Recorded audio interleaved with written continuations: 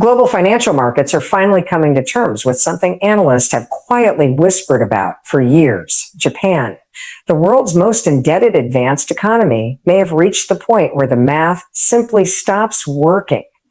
For decades, Japan's towering debt load, nearly 230% of GDP, the highest in the developed world, was treated like a harmless anomaly, a strange economic miracle that broke the rules but somehow kept functioning.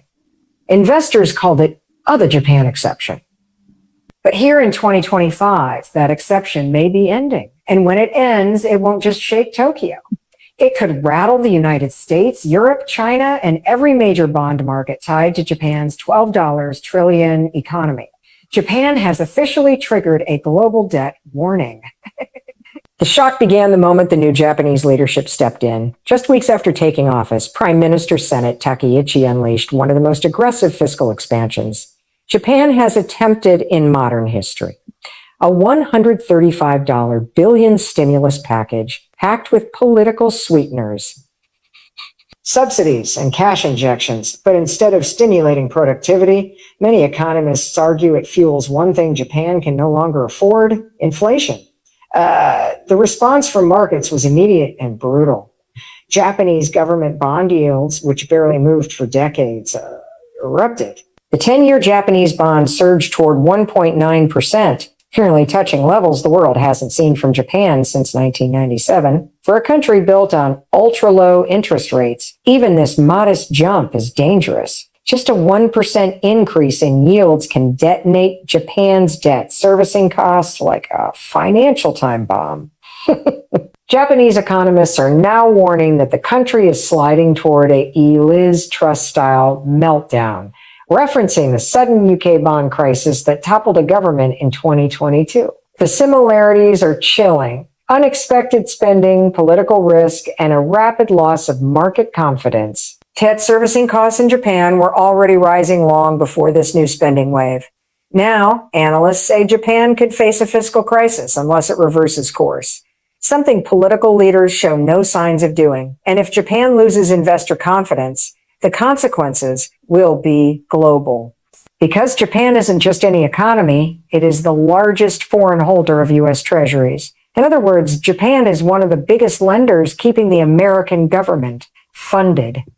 If Japanese investors have to sell U.S. bonds to protect their own collapsing currency or rising domestic yields, the pressure instantly transfers to the United States. Bond yields rise. Credit costs rise. Inflation becomes harder to control. Washington becomes even more dependent on borrowing at higher rates. This is why Japan's crisis is a global crisis.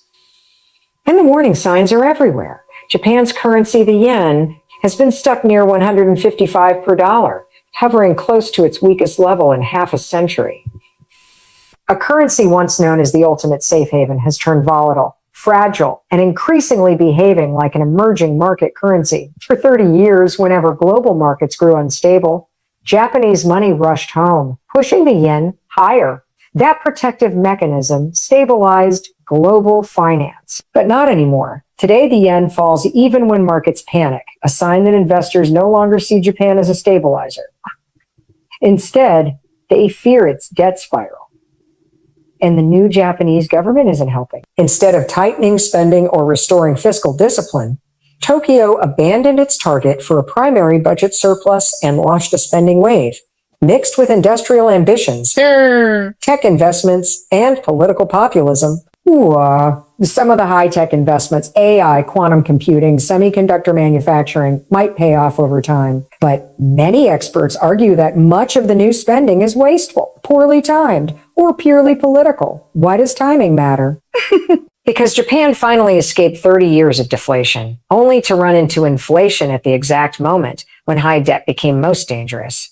Japan's interest payments, which hovered around 10 trillion yen annually for 40 years, are now expected by the IMF to double by 2030 and quadruple by 2036. And those are the optimistic projections based on an orderly market.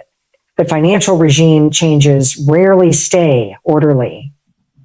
Some analysts warn that Japan may soon face choices unseen since its post-World War II reconstruction. Emergency capital controls, wealth taxes, forced deposit freezes, or drastic austerity measures.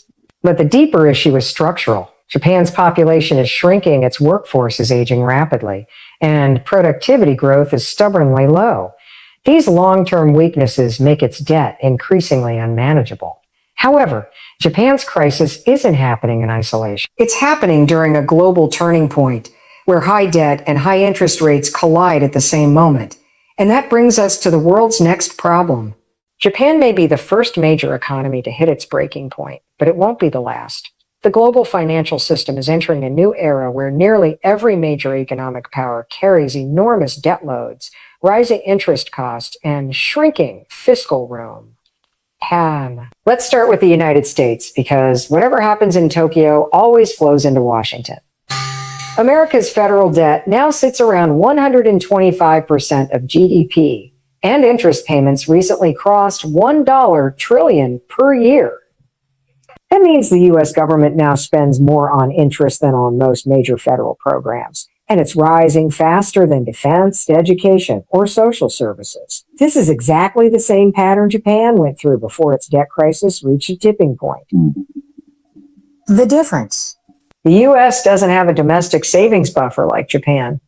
Instead, it relies heavily on foreign buyers, especially Japan and China, to purchase its treasuries. But look what's happening. Japan is entering a bond meltdown. China is drowning in local government debt and a slow-motion real estate collapse.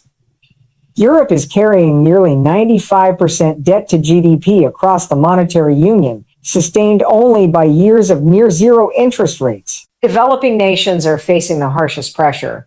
Over 3.3 billion people live in countries where governments now spend more on interest than on health or education. The pillars of the global financial system, the US, Japan, China, and Europe, collectively hold the majority of the world's sovereign debt.